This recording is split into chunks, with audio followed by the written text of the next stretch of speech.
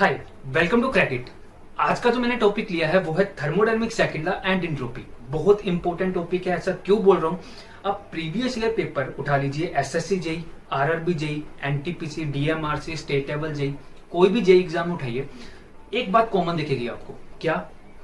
7 से 8 मार्क्स का या 9 मार्क्स के क्वेश्चन आपको डायरेक्टली दिखेंगे इन पर्टिकुलर दो टॉपिक में से। बहुत अच्छा वेटेज है। इसको हम आज रिवाइज करने वाले हैं।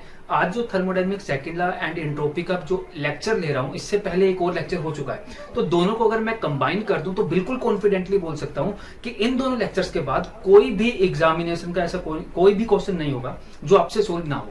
आप प्रीवियस ईयर पेपर उठाइए, सोल्व करके देखिए, हर एक क्वेश्चन आपसे सोल्व होगा, वो भी कंसेप्ट के साथ। दूसरी बात ये, जो आज मैं 20 क्वेश्चन लेने वाला हूं, हर एक क्वेश्चन को लेंगे, उसका आंसर भी देंगे, बट वो क्वेश्चन जिस भी कंसेप्ट का होगा वो कंसेप्ट भी साथ में ही रिवाइज करेंगे, ताकि हम ओवरऑल 360 डिग्री घूम जाएं एक पर्टिकुलर क्वेश्चन के। तो ये 20 क्वेश्चंस को करने के बाद आप इनडायरेक्टली 40 to 50 क्वेश्चंस कर चुके होंगे। क्लियर? ये बहुत ही स्मार्ट तरीका है रिवाइज करने का।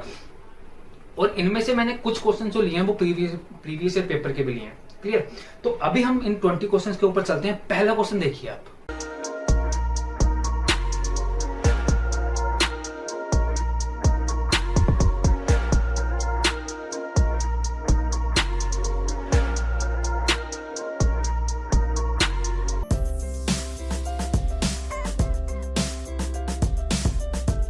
फर्स्ट क्वेश्चन देखते हैं। Second law of thermodynamics deal with, पहला ऑप्शन आपके पास है work and heat, directional constraint, enthalpy and reversibility of process. देखिए, कोई भी नेचुरल प्रोसेस अगर आपको दिखता है तो उसकी पर्टिकुलर रिदम होगी। एक पर्टिकुलर रिदम के साथ साथ वो पर्टिकुलर एक डायरेक्शनल कंस्ट्रेंट के साथ चलेगा। एग्जांपल से समझते हैं। एक वायर से आपने करंट भेजा, उस करंट ने उस वायर में हीट एनर्जी प्रोड्यूस की। तो अगर मैं आपको बोलूं उस वायर को कूल करो तो आपको करंट मिलेगा? ऐसा कभी नहीं होगा। अगर एक टायर है, कार में आप जा रहे हैं, आपने एकदम से ब्रेक लगाई, तो टायर जब घूम रहा था एकदम से ब्रेक से रुक गया, तो कैनेटिक एनर्जी जो है वो इंटरमोलिकुलर हीट की फॉर्म में बाहर निकल गई। तो अगर मैं बोलूं वही हीट वापस लेके टायर में डाल के आप कैनेटिक एनर्जी बनाइए, कभी नहीं हो सकता। तो कभी भी जो प्रोसेस है एक पर्टिकुलर डायरेक्शन में ही जाएगा। ये नेचुरल प्रोसेस का रूल है। कई स्टूडेंट बोलेंगे सर अगर मैं गैस लूं, गैस को सबसे पहले कंप्रेस किया जाए और उसके बाद एक्सपैंड कर दिया जाए, वो वापस अपनी जगह तो पहुंच ही गई, तो ये तो बहुत डायरेक्शन में काम हो गया। देखिए, ऐसा नहीं हुआ। क्यों नहीं हुआ? आपका सिस्टम, आपकी जो गैस है वो कंप्रेस करने के बाद जब एक्सपैंड हुई अपनी ओरिजिनल पोजीशन पे तो पहुंच गई, बट जो सराउंडिंग है वो परमानेंटली चेंज हो चुकी है। क्लियर? तो यहाँ पे जो बोथ डायरेक्शन में काम हुआ है, ऐसा नहीं हुआ है। क्यों नहीं हुआ है? क्योंकि जो कंप्रेस करने पर आपका वर्क लगेगा वो जस्ट इक्वल हो जो आपको वर्क मिलेगा एक्सपैंड करने पर, ऐसा कभी नहीं होगा। तो हर एक नेचुरल प्रोसेस एक पर्टिकुलर डायरेक्शन में जाएगा। तो सेकंड लॉ ऑफ थर्मोडायनेमिक्स किससे डील करेगा? ये डायरेक्शनल कंस्ट्रेंट के साथ डील करेगा। सेकंड क्वेश्चन देखिए, केल्विन प्लैंक स्टेटमेंट और क्लोजर स्टेटमेंट किससे एसोसिएट है, ये क्वेश्चन है हमारे पास। क्लियर? केल्विन प्लैंक स्टेटमेंट अगर मैं बिल्कुल सिंपल लैंग्वेज में बोलूं कि हीट इंजन है, हीट इंजन एक सिंगल फिक्स टेम्परेचर बॉडी के साथ हीट एक्सचेंज कर रहा है, सिंगल फिक्स टेम्परेचर बॉडी के साथ, तो आपको वर्क कभी नहीं मिलेगा। आपको नीचे एक लोअर टेम्परेचर की बॉडी जरूर चाहिए जो रिजेक्टेड हीट को एक्सेप्ट कर पाए। ये केल्विन प्लैंक स्टेटमेंट ने बोला। और अगर मैं क्लोजर स्टेटमेंट की बात करूं तो वो ये बोलता है कि अगर लोअर टेम्परेचर पे कोई हीट है, वो हीट उठा के आपको हाईयर टेम्परेचर पे डालनी है, तो आपको कुछ ना कुछ वर्क तो देना पड़ेगा। तो हीट पंप एसोसिएट है किसके साथ? क्लोजर के साथ। और हीट इंजन एसोसिएट है किसके साथ? केल्विन प्लैंक स्टेटमेंट के साथ। क्लियर? मैं थर्ड क्वेश्चन पे चलता हूं। तो थर्ड क्वेश्चन में क्या बोला है? थर्ड क्वेश्चन में बोला है कि आपके पास केल्विन प्लैंक स्टेटमेंट और क्लोजर स्टेटमेंट है। दोनों स्टेटमेंट ने बताया कि कौन सी हाई ग्रेड ऑफ एनर्जी है और कौन सी लो ग्रेड ऑफ एनर्जी है। बहुत अच्छा क्वेश्चन है, पूरा कंसेप्ट समझेंगे इसका। देखिए, अगर मैं हीट इंजन की बात करूं तो हीट इंजन में आपको पता है T1 टेम्परेचर से कुछ ना कुछ हीट Q1 आती है हमारे पास हीट इंजन में। सिंपल है, अभी तक कुछ मैंने बड़ा नहीं बोला है। वो जो Q1 हीट इंजन में आई, वहां से आपको वर्क मिला और कुछ Q2 नीचे चली गई। अब यहाँ पे मैं थर्मोडायनेमिक फर्स्ट लॉ लगाऊं, एनर्जी बैलेंस लगाऊं, तो यहाँ पे आपको जो W है वो क्या मिलता है? Q1 minus Q2। तो यहाँ पे देखिए, Q1 जो हीट ली, आपने जो हीट ली उसमें से माइनस हुआ है Q2, तो कभी भी आपकी हीट पूरी की पूरी वर्क में कन्वर्ट नहीं हो सकती। केल्विन प्लैंक स्टेटमेंट के थ्रू हमें पता चला। तो अगर पूरी की पूरी हीट वर्क में कन्वर्ट नहीं हो सकती तो हीट क्या हुआ, लो ग्रेड ऑफ एनर्जी। अगर मैं हीट पंप की बात करूं, क्लोजर स्टेटमेंट की बात करते हैं, तो वहां पे क्या है, Q2 हीट उठाई जाती है, आप वर्क देते हो तो कुछ Q1 निकलता है, यही होता है। अगर यहाँ पे मैं एनर्जी बैलेंस इक्वेशन लगाऊं तो Q1 equal to W plus Q2 होता है। तो यहाँ पे क्या है कि यहाँ पे W प्लस Q2 है, तो पूरे का पूरा वर्क आप ट्रांसफर कर सकते हो हीट की फॉर्म में। क्लियर? तो वर्क क्या हुआ, हाई ग्रेड ऑफ एनर्जी। तो हाई ग्रेड ऑफ एनर्जी हुआ वर्क और लो ग्रेड ऑफ एनर्जी हुआ हीट। फोर्थ क्वेश्चन देखते हैं। यहाँ पे बोला है कि रिवर्सिबल प्रोसेस की अगर बात करें तो कौन सी स्टेटमेंट करेक्ट है। देखिए बहुत अच्छी एग्जांपल लेके बात करते हैं। मैं कोई सिस्टम लेता हूं 20 डिग्री सेल्सियस का, उसको हीटअप करेंगे हम 90 डिग्री सेल्सियस तक, और 90 डिग्री सेल्सियस से उसको कूल करेंगे 20 डिग्री सेल्सियस तक, तो हम वापस उसी पॉइंट पे पहुंच जाएंगे जहां से चले थे। तो देखते हैं क्या ये रिवर्सिबल प्रोसेस बना या नहीं बना। क्लियर? 20 डिग्री सेल्सियस टेम्परेचर की बॉडी को लो, उसको कहां तक पहुंचाना है, 90 डिग्री सेल्सियस तक। तो एक एक्सटर्नल बॉडी लगा दो 90 डिग्री वाली, उसके साथ क्या होगा, धीरे धीरे उसका टेम्परेचर 30, 40, 50 पहुंचते पहुंचते 90 तक पहुंच जाएगा। क्लियर? अब उस 90 को 20 तक पहुंचाना है, तो उस 90 से हीट रिजेक्ट करवानी पड़ेगी। तो कौन सी बॉडी अटैच करनी पड़ेगी, मिनिमम 20 डिग्री सेल्सियस की या उससे कम। तो वहां से हीट रिजेक्शन स्टार्ट हो गई। अब मेरा सिस्टम जो है वो 20 तक पहुंच गया, तो सिस्टम मेरा 20 से 90 पहुंचा, फिर 90 से 20 पहुंच गया। बट सराउंडिंग देखो क्या हुआ, ध्यान से देखना। जब मैंने हीट दी तो मैंने कौन सी बॉडी से हीट दी, 90 डिग्री सेल्सियस वाली बॉडी से हीट दी। बट मैंने जब हीट को रिजेक्ट करवाया तो कौन सी बॉडी के साथ रिजेक्ट करवाया, 20 डिग्री सेल्सियस। हुआ क्या, मैंने क्लास के एक बच्चे से 100 रुपीज का नोट लिया और मैंने वो नोट कुछ दिनों तक रखा, और वही नोट मैंने 100 रुपीज का किसी और बच्चे को दे दिया। मैं तो फ्री हो गया, मैंने 100 लिए थे, 100 वापस दे दिए, मैं तो फ्री हो गया। बट क्या वो 100 रुपीज उसी बच्चे को गए, नहीं, मैंने यहां से लिए और यहां दे दिए। तो यहां पे भी क्या हुआ, आपने हीट ली किसी और बॉडी से, दी किसी और बॉडी को, तो सराउंडिंग चेंज हो गया। मैं इसको रिवर्सिबल तब मानता जब आप लेते भी एक ही बॉडी से और देते भी एक ही बॉडी को। क्लियर है? तो ये प्रोसेस रिवर्सिबल नहीं हुआ। तो रिवर्सिबल प्रोसेस होने के लिए क्या जरूरी है कि सराउंडिंग और सिस्टम दोनों का भी परमानेंट चेंज ना हो। क्लियर? आपका सिस्टम भी अगर एक इनिशियल कंडीशन पे वापस पहुंच चुका है तो सराउंडिंग भी पहुंचना चाहिए, तभी रिवर्सिबल होगा, अदरवाइज नहीं। क्लियर है? फिफ्थ क्वेश्चन में आपसे मार्क द करेक्ट स्टेटमेंट पूछा है। नेचुरल प्रोसेस के बारे में क्वेश्चन है। तो देखिए नेचुरल प्रोसेस तभी होता है अगर इन इक्विलिब्रियम हो। थर्मोडायनामिक्स इक्विलिब्रियम की अगर बात करूं तो मैकेनिकल, टेम्परेचर और केमिकल इक्विलिब्रियम होते हैं। प्रेशर का वेरिएशन है तो मैकेनिकल इक्विलिब्रियम, टेम्परेचर का वेरिएशन है तो टेम्परेचर इक्विलिब्रियम, और अगर कोई केमिकल के अंदर कंसेंट्रेशन का डिफरेंस है या उस केमिकल के अंदर पोटेंशियल है प्रोसेस करने का तो उसे केमिकल इक्विलिब्रियम बोलते हैं। क्लियर है? तो कोई भी नेचुरल प्रोसेस अगर होगा तो थर्मोडायनेमिक्स इक्विलिब्रियम लैक करेगा, तभी वो प्रोसेस होगा। क्लियर? और अगर नेचुरल प्रोसेस होता है तो वो इरिवर्सिबल इन नेचर होगा, क्योंकि रिवर्सिबल प्रोसेस नहीं हो पाएगा। क्यों? अभी हमने लास्ट क्वेश्चन में भी देखा कि रिवर्सिबल प्रोसेस होने के लिए आपको इनफाइनाइटली स्मॉल स्टेप में चलना होगा, जो कि आइडियली पॉसिबल है बट प्रैक्टिकली पॉसिबल नहीं है।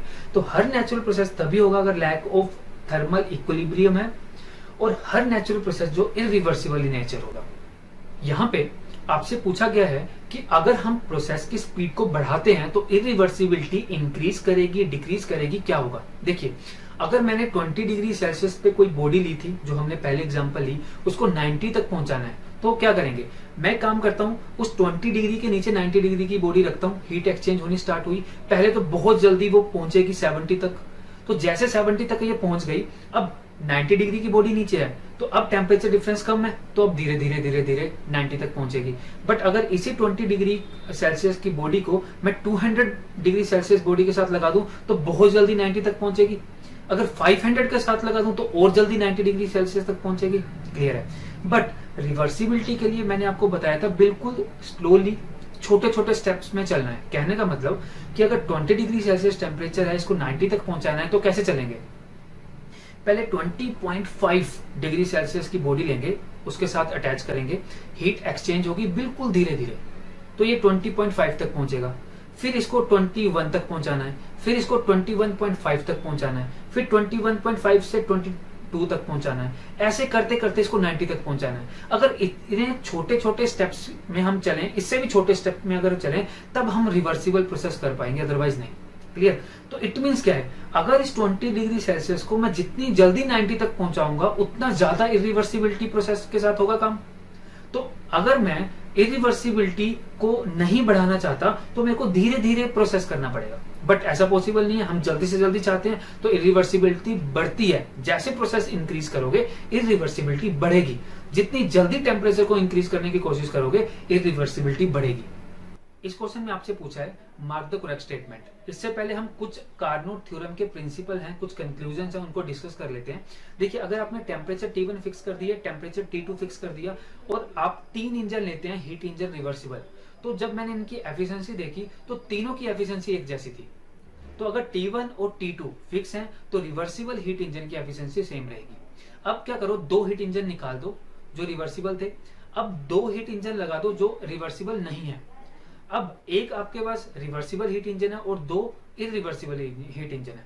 अब जब मैंने इनकी एफिशिएंसी कंपेयर की, तो देखा कि जो रिवर्सिबल हीट इंजन है उसकी एफिशिएंसी ज्यादा है एज कंपेयर टू जो 2 मैंने अभी लगाए। तो जो रिवर्सिबल हीट इंजन है उसकी एफिशिएंसी हमेशा ज्यादा रहेगी। और अगर इन दोनों की एफिशिएंसी मैंने मेजर की, तो देखा दोनों की अलग अलग एफिशिएंसी है। क्लियर? तो आपको इतना ध्यान में रखना है, हर एक रिवर्सिबल हीट इंजन की एफिशिएंसी एक जैसी होती है अगर सेम टेम्परेचर है T1 एंड T2। क्लियर? दूसरी बात, रिवर्सिबल हीट इंजन की एफिशिएंसी सबसे ज्यादा होगी as compare to irreversible heat engine. Clear? तो यहाँ पे अब जो आपका आंसर आने वाला है वो क्या रहेगा, all of the above. 8th question में देखिए, यहाँ पे आपसे पूछा है absolute thermodynamic scale of temperature. तो यहाँ पे डायरेक्ट रिलेशन है Q1 by Q2 is equal to T1 by T2। Q1 by Q2 क्या है, हीट ट्रांसफर हो रही है कौन सी बॉडी से, जो body temperature T1 and T2 पे है। क्लियर? 9th क्वेश्चन देखिए, यहाँ पे कार्नोट इंजन के बारे में पूछा है। कार्नोट साइकिल में जो हीट ट्रांसफर हो रही है वो कौन से प्रोसेस से होती है। आंसर तो इसका आइसोथर्मल है। क्लियर है? आंसर देखते हैं ऐसा क्यों है। जब मैंने 20 डिग्री सेल्सियस, ध्यान से देखिएगा, 20 डिग्री सेल्सियस को जब 90 डिग्री सेल्सियस तक पहुंचाया था, तो मैंने नीचे एक हीट को ऐड किया था जो कि हीट इसको ट्रांसफर कर रही थी। तो जब ये 20 और ये 90 पे था, तो जल्दी से हीट ट्रांसफर हो गई क्योंकि dt बहुत ज्यादा था, टेम्परेचर डिफरेंस बहुत ज्यादा था। क्लियर? बट जैसे ही सिस्टम मेरा 70 तक पहुंचा, ये 90 तक पहुंचा, तो क्या हुआ, टेम्परेचर डिफरेंस कम हो गया, तो धीरे धीरे जाना स्टार्ट किया। बट हमने एक बात देखी, जितना फास्ट करोगे प्रोसेस, उतनी इरिवर्सिबिलिटी बढ़नी स्टार्ट हो जाती है। बट कार्नोट इंजन में तो मेरे को रिवर्सिबल हीट ट्रांसफर चाहिए, तो मैं क्या करूंगा, बिल्कुल धीरे धीरे स्टेप्स में डालूंगा हीट।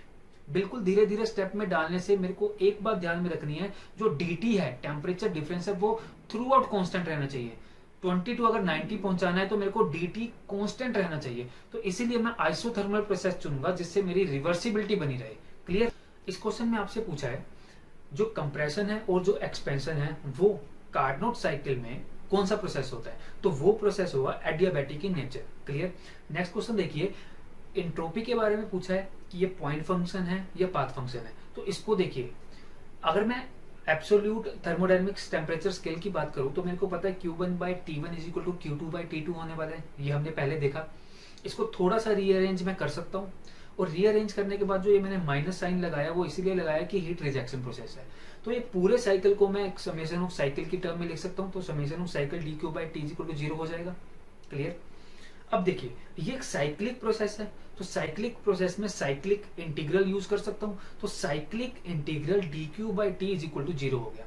यहां तक तो हमने कोई नया काम नहीं किया, पहले से करते आए हैं। अब यहाँ पे कंसेप्ट शुरू होता है। देखिए क्या, अगर cyclic integral dq by t is equal to 0 है, तो साइक्लिक इंटीग्रल किसका 0 होता है?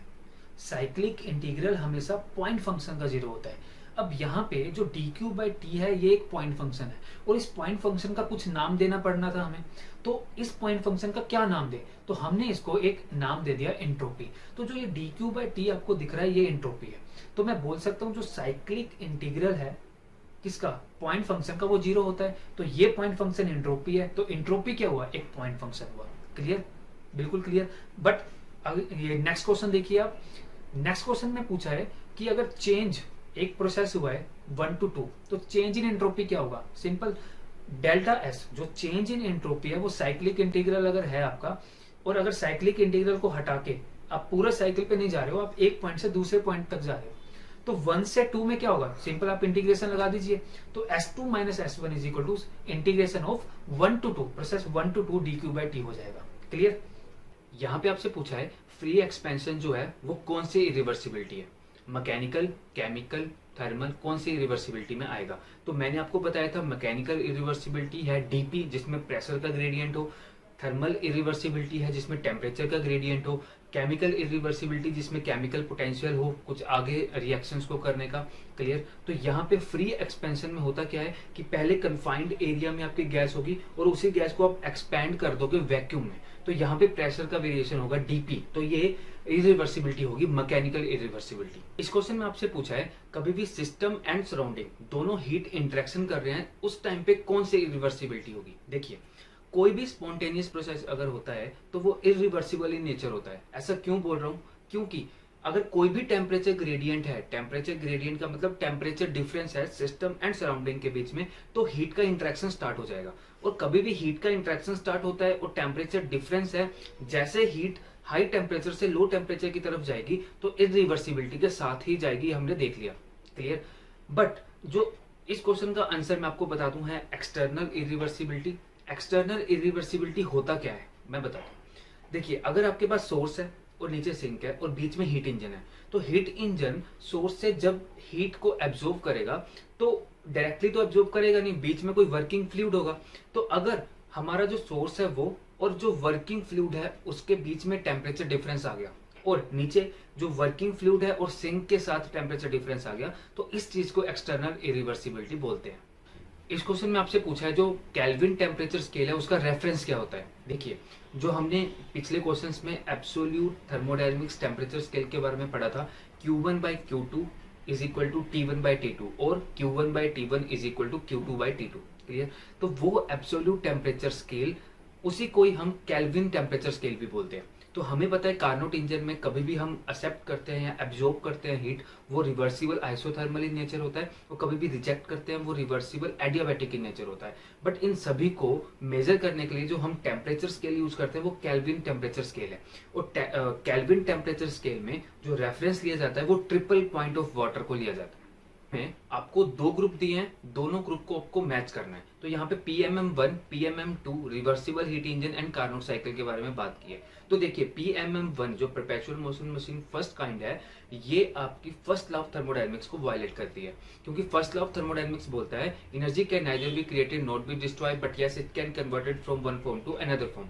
तो वायलेट करेगी PMM1। और PMM2 की बात करूं तो ये केल्विन प्लैंक स्टेटमेंट को वायलेट करती है। रिवर्सिबल हीट इंजन, देखिए हीट इंजन आपको पता है वो हीट लेगा, वर्क आउटपुट देगा और Q2 कुछ रिजेक्ट करेगा। बट अगर हम इसको रिवर्स करें तो रिवर्स करने पर क्या होगा, वो Q2 लो टेम्परेचर से उठाएगा, हम वर्क देंगे और Q1 अपनी डिजायर्ड पोजीशन पे जाएगी। तो अगर हीट इंजन को रिवर्स कर दिया जाए तो हीट पंप बनता है। क्लियर। और अगर मैं कार्नोट साइकिल की बात करूं तो कार्नोट साइकिल में हर एक प्रोसेस जो है वो रिवर्सिबल इन नेचर होता है। क्लियर। तो इसका आंसर है, यहाँ पे आपसे पूछा है अगर टेम्परेचर डिफरेंस बढ़ा दिया जाए दो बॉडीज के बीच में जिनमें हीट ट्रांसफर हो रही है तो इरिवर्सिबिलिटी पे क्या इफेक्ट पड़ने वाला है। देखिए बिल्कुल सेम क्वेश्चन हमने पहले सोल्व कर लिया है, बट ये क्वेश्चन 2015 की एग्जैक्ट लैंग्वेज है इसलिए मैंने इसको इंक्लूड किया। तो मैं यहाँ पे दोबारा आपको बता दूं, अगर आपको रिवर्सिबल हीट ट्रांसफर करनी है तो आपको इनफाइनाइटली स्मॉल स्टेप में चलना है। तो इसीलिए आपको एक तो इनफाइनाइट टाइम चाहिए, एक आपको इनफाइनाइट एरिया चाहिए। तो ये दोनों चीजें पॉसिबल नहीं है। तो प्रैक्टिकली जब भी हीट ट्रांसफर होती है तो वो इरिवर्सिबल इन नेचर होती है। क्लियर। क्योंकि कुछ ना कुछ टेम्परेचर डिफरेंस चाहिए तभी ट्रांसफर होगी हीट एक पॉइंट से दूसरे पॉइंट के बीच में। तो ज्यादा से ज्यादा अगर टेम्परेचर डिफरेंस होगा उतनी ज्यादा इरिवर्सिबिलिटी इंक्रीज करेगी। फिर थर्मल एनर्जी रिजर्वायर के बारे में पूछा है। देखिए थर्मल एनर्जी रिजर्वायर एक ऐसी बॉडी है जो अनलिमिटेड अमाउंट ऑफ हीट को एब्जॉर्ब भी कर सकती है और रिजेक्ट भी कर सकती है। खास बात क्या है, खुद का टेम्परेचर कांस्टेंट रहेगा।